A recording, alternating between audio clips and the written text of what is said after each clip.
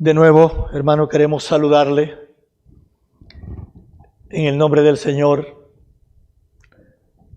Creo que sabe cada uno de ustedes cuánto les amamos.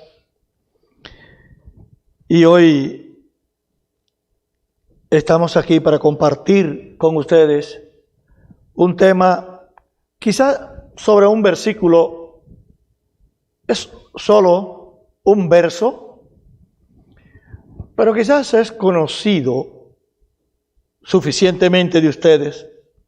Pero allí vamos a ver 5 puntos, 5 cosas que son necesarias y mucho más en este momento.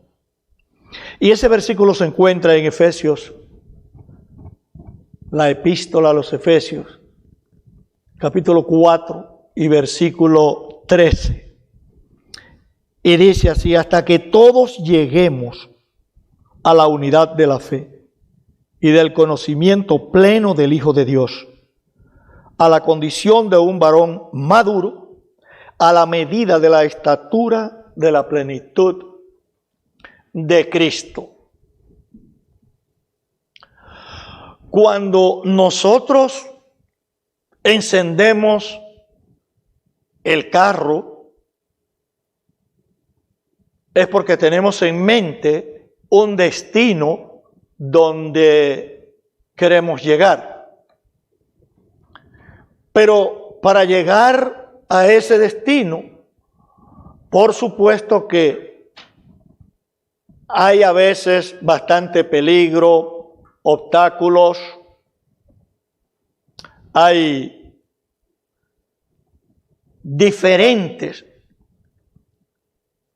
oposiciones en la carretera con la cual tenemos que lidiar hasta llegar donde pensamos ir. La cosa es que nadie enciende su carro y comienza a andar sin saber a dónde va. Porque como dijo Séneca,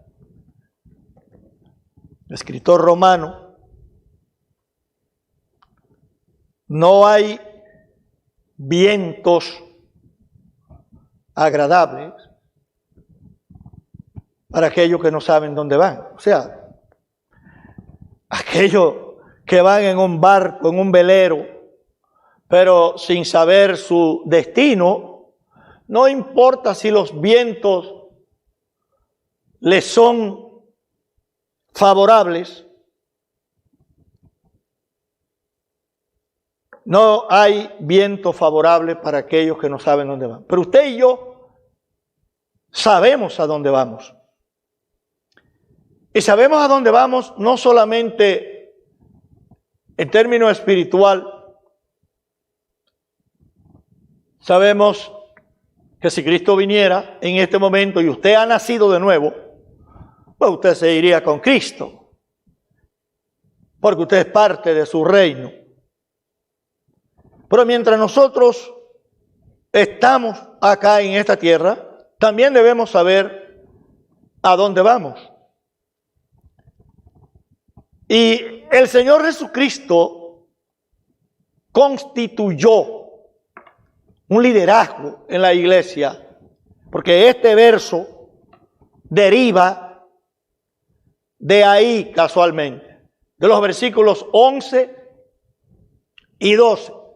El Señor Jesucristo constituyó un liderazgo en la iglesia y lo constituyó con un propósito. Ese propósito fue el de equipar a los santos para la obra del ministerio, para la edificación del cuerpo de Cristo. Y esto debe hacerse, cada uno de nosotros que Dios nos ha llamado al ministerio, esto debe hacerse con el fin de cumplir la meta. ¿Cuál meta? La meta que hemos visto en el versículo 13. Hasta que todos lleguemos ahí. Hasta que todos lleguemos ahí, no hemos terminado, hermano. Y es por eso que a veces hasta tenemos que repetir, como dijo el apóstol Pablo, que no le era molesto repetir algunas cosas. Y a veces nosotros tenemos que hacer lo mismo, porque tenemos una meta y tenemos que llegar a esa meta. Cuando andamos en el monte cazando y vemos un venado o vemos el animal que queremos cazar y nosotros apuntamos, pues no le apuntamos a la mata, al árbol que está al lado, ni a ningún otro objetivo, sino al objetivo, al blanco que queremos cazar. Hacíamos lo mismo cuando buceábamos. Me gustaba pescar, tenía un buen equipo de pesca y hacíamos lo mismo con los pescados. Había muchos peces, pero seleccionábamos uno con el arpón y hasta que dábamos en ese que seleccionamos. Como creyente, hermano, nosotros tenemos también metas en la palabra de Dios. Y es una meta de crecimiento, es una meta en la que debemos cumplir, llegar a un punto de crecimiento, dejando atrás, como dice el verso 14, esa condición de niños que son llevados de aquí para allá, eso por todo viento de doctrina. Y muchos hermanos en la iglesia también adolecen del mismo mal. Son llevados por la influencia de cualquier palabrero que anda con una Biblia en la mano y creen todo lo que oyen, porque como dice el proverbista, el simple todo lo cree. Cuando usted no es simple, cuando usted es pensante, entonces usted no cree todo lo que oye. Usted hace el papel de los hermanos de Berea.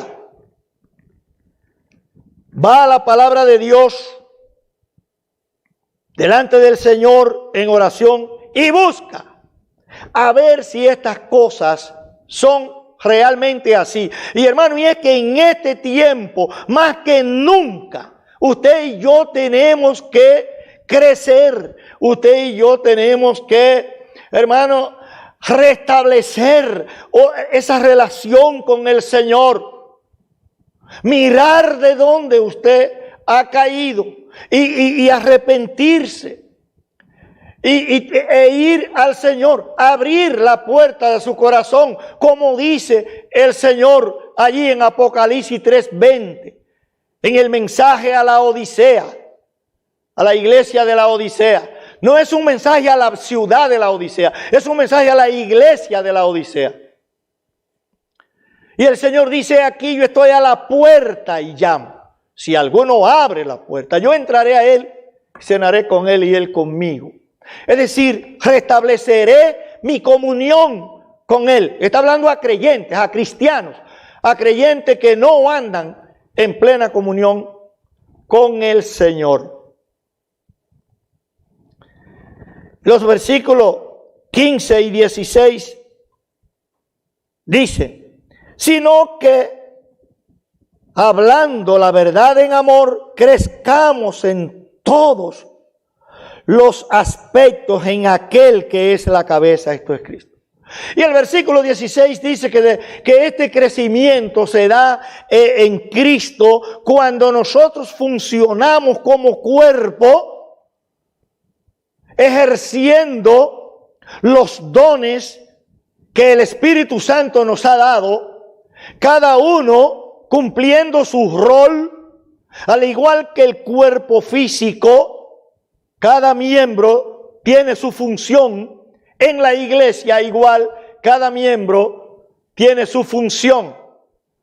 Pero para que produzca crecimiento, para que produzca ese establecimiento o restablecimiento nuestro en lo que es nuestra relación con el Señor, es necesario, hermanos, que nuestras vidas estén siendo edificadas no solo por oír los mensajes, sino, hermanos, por hacer, por practicar lo que la palabra de Dios enseña. No hay manera que nosotros podamos cumplir con esa edificación, con ese crecimiento espiritual que dice el verso 16, a menos que nosotros cumplamos la meta del versículo 3. Y como el tiempo no es mucho y no queremos alargar más de lo que queremos, vamos a comenzar a compartir cada uno de estos puntos. Y lo primero que nosotros vemos en este versículo 13 es que dice, hasta que todos lleguemos. Fíjese, no dice que a esa meta solo debemos llegar los pastores o los líderes en cualquier rango en la iglesia.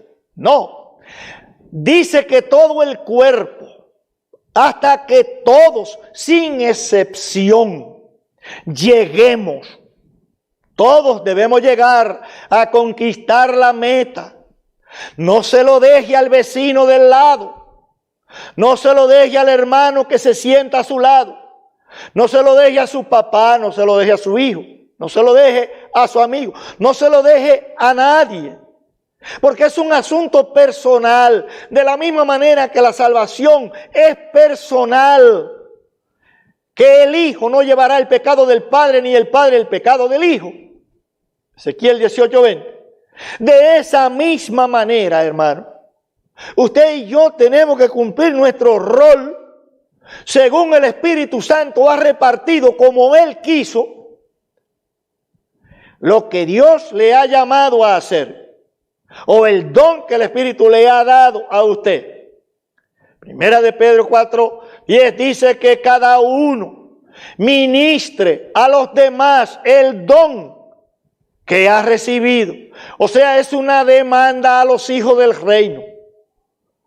Es una demanda a todos los hijos del reino que debemos cumplir, cada uno individualmente.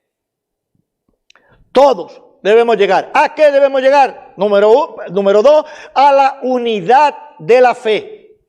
A la unidad de la fe. ¿Qué significa la unidad de la fe? Como vemos en Judas, versículo 3, significa, por un lado, el conjunto de creencia mediante el cual usted y yo vivimos esa relación con el Señor. Pero cuando habla de unidad de la fe, aquí, y por lo que sigue, creo que se está refiriendo mucho a la unidad de la única fe. De la única fe. Y es que nosotros sabemos que hay muchos que predican fe o que dicen que tienen fe, pero realmente lo que creen es en una salvación por obras. Hay otros que creen y predican fe, pero fe más obras. Otros predican fe en la fe. Fe en la fe.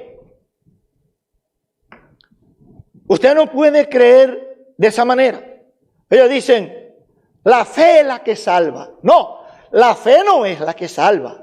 No, la fe es el medio, pero quien salva es el objeto de salvación en el cual usted pone la fe. Ese es el que salva. Otros creen en un Cristo que ellos mismos se han forjado a su medida, conforme ellos creen que pueden adaptar a Dios a ellos y no ellos adaptarse a Dios a través de su palabra, y crean su propio Cristo, el Cristo que le permite hacer lo que ellos quieran y vivir como ellos quieran. Otros tienen ídolos visibles, a lo que le llaman Cristo, y ponen la fe en un crucifijo. En mi país hay una parte que le llama, que van un santuario, donde van, que le llaman el Cristo de Vallaguana. Hay otro que es el Cristo negro, que tienen en otras partes. Y hay distintos Cristos que tienen. Y hermanos, Cristo es uno solo. Uno solo. Y lo que aquí está diciendo, hermanos, que usted y yo debemos llegar a la unidad de la fe en el único objeto de salvación, de fe, que es el Cristo de la Biblia, el que nació de la Virgen María, el que ha estado eternamente con Dios, el que es Dios, ese Cristo que siendo el Verbo vino y se encarnó en Jesús, es el Jesús que nació de María y que murió en la cruz para pagar por el rescate de cada uno de nosotros con su sangre que derramó en la cruz. Y no hay forma que usted pueda ser salvo sin Cristo, porque dice en los Hechos 4:12 que no hay otro nombre, porque en ningún otro hay salvación, porque no hay otro nombre debajo del cielo dado a los hombres en el cual podamos ser salvos. Solamente en Cristo. No hay otro nombre. No hay otra forma de Cristo. No hay nada, una manera que usted ha oído dogmáticamente o que usted se ha inventado. No hay manera en que usted pueda ser salvo por ninguna de esas cosas. Solo Cristo, el que dijo: yo soy el camino, la verdad y la vida. Nadie viene al Padre si no es por mí. El que dijo: el que cree en mí tiene vida eterna. La Biblia dice que el que tiene a Cristo tiene la vida. El que no tiene al Hijo de Dios no verá la vida, no tiene la vida. Es lo que dice la palabra de Dios. De manera, hermanos, que debemos llegar a la unidad de la única fe, como dice aquí mismo en este capítulo, versículo 5. Que de la misma manera que hay un solo Señor, un solo Dios, un solo bautismo, dice, hay una fe, una fe. No hay dos fe, no hay dos formas de fe, una fe. Y esa fe es en el Señor Jesucristo. En el Señor Jesucristo. Aceptando a Cristo por la fe, no solo como Salvador, sino aceptándolo como el Señor de su vida. Usted entregando su vida, entregándose a Él y haciendo de Cristo el Señor de su vida, el que maneja su vida a través del Espíritu. No hay otra fe. Tenemos que llegar a la unidad de esa fe, del único Cristo que puede salvar. Pero tenemos que llegar, hermano, en tercer lugar, al pleno conocimiento del Hijo de Dios. Y la razón es, hermanos, porque si alguno dice que está en Cristo, es una nueva creación. Las cosas viejas pasaron y aquí son todas hechas nuevas. Dice 2 Corintios 5:17. El apóstol Juan dice que si alguno dice que permanece en él, en Cristo, debe andar como él anduvo. Su primera epístola 2:6. Si alguno dice que permanece en él, debe andar como él anduvo. Eso significa entonces que debemos conocer plenamente a Cristo. Porque si vamos a imitar a alguien, primero tenemos que conocerlo. Usted no puede imitar a alguien que no conoce. Y para usted conocer a alguien, usted tiene que establecer una relación íntima con esa persona. Y usted tiene que mantener, después que establece esa relación, una comunión perfecta con esa persona. Y ese es Jesucristo. Así que si usted no ha establecido esa relación, establezcala ya. Si ya la estableció, entonces arrepiéntase de donde ha caído, hermano, y continúe la comunión con el Señor, la plena comunión, porque usted tiene que conocer a Cristo plenamente para poder imitar su ejemplo y vivir como Él anduvo. Y la razón es porque el cuarto punto es que usted y yo debemos llegar a la condición de un varón maduro. ¿Y qué significa esto? 3 cosas: madurez, perfección, completo. Cuando dice a un varón maduro, significa a un varón perfecto. La palabra perfecto viene de un vocablo que significa completo. Usted y yo debemos llegar en la vida cristiana a un crecimiento, a un pedestal, a un peldaño en nuestra escalera de crecimiento, en que nos veamos como perfectos en Cristo, completo en Cristo. Y cada uno de nosotros tenemos una conciencia, sabemos si estamos completos en Cristo o no estamos completos. Si usted todavía cree que no está completo en Cristo, si usted todavía cree que usted no ha llegado a esa madurez en Cristo, entonces, hermano, tiene que apurarse, tiene que preocuparse, porque los tiempos no nos benefician. Estamos entrando en los últimos tiempos. La palabra de Dios se está cumpliendo a todo galope. La palabra de Dios se cumple de un día para otro. Y a muchos se le está cumpliendo la Biblia que sin darse cuenta en nada de lo que está pasando. Y hermano, va a venir el anticristo, como hemos dicho otras veces, y ni siquiera van a saber qué es el anticristo, el que está gobernando. Porque van a estar ciegos. Cristo mismo lo dijo.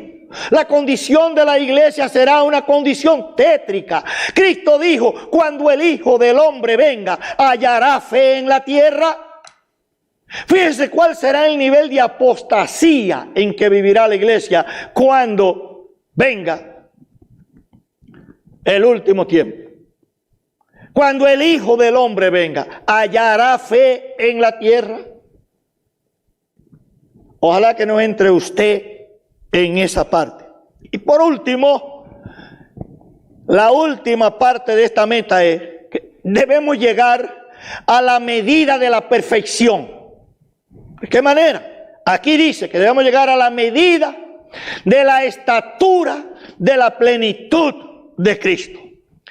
Esta parte de la meta la cumplimos aquí en parte, y hay otra parte que la tendremos que cumplir cuando Cristo nos lleve con Él.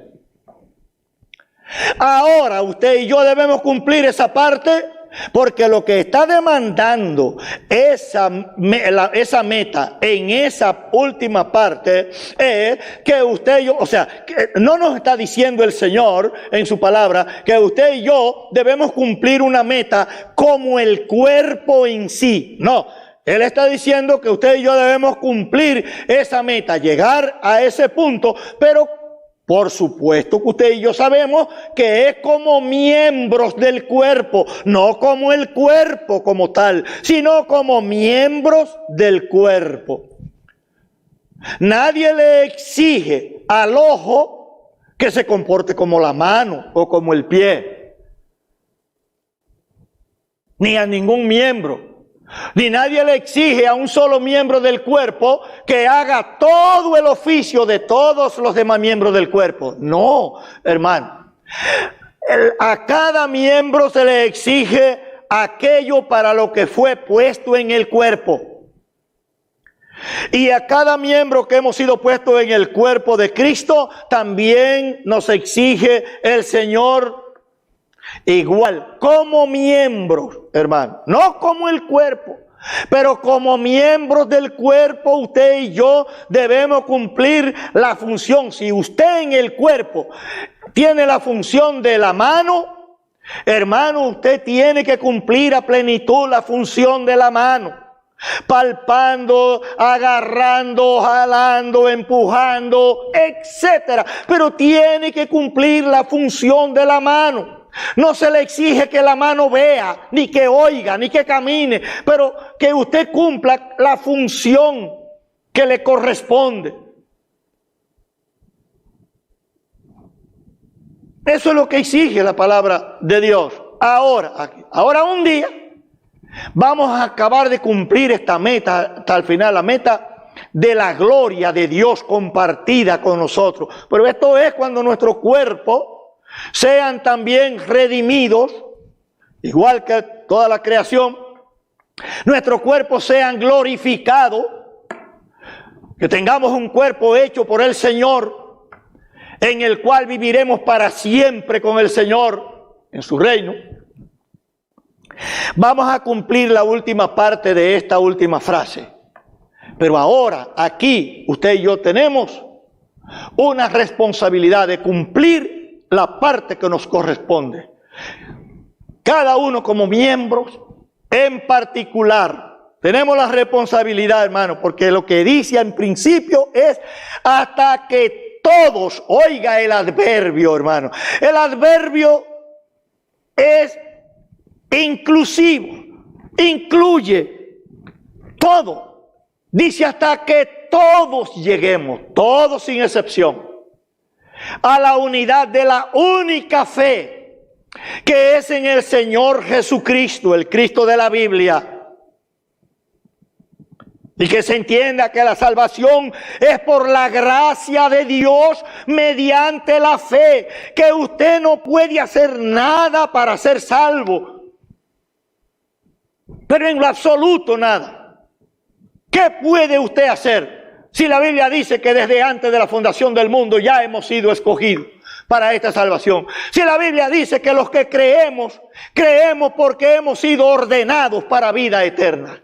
Si la palabra de Dios dice que desde la eternidad ya usted y yo somos predestinados para adopción como hijos. Y así, etcétera. Entonces usted no puede hacer nada. Nada puede hacer por la salvación. Pero usted sí tiene que creer en el verdadero Cristo, el Cristo de la Biblia. Usted tiene que ejercer la única fe que por la gracia de Dios nos es dada por el mismo Dios, porque esto no es de nosotros mismos, es un don de Dios que Él nos ha dado, aún la fe que creemos, Él nos la ha dado. Así que, hermano, preocupémonos por esta parte. Estudie su Biblia. No desperdicie su tiempo. Porque el tiempo es corto. La Biblia manda a aprovechar el tiempo. Y debemos aprovecharlo buscando cómo conocer en plenitud al Hijo de Dios. Para que podamos llegar a esa madurez que usted y yo necesitamos. Hasta que usted y yo podamos vernos como un varón perfecto delante de Dios.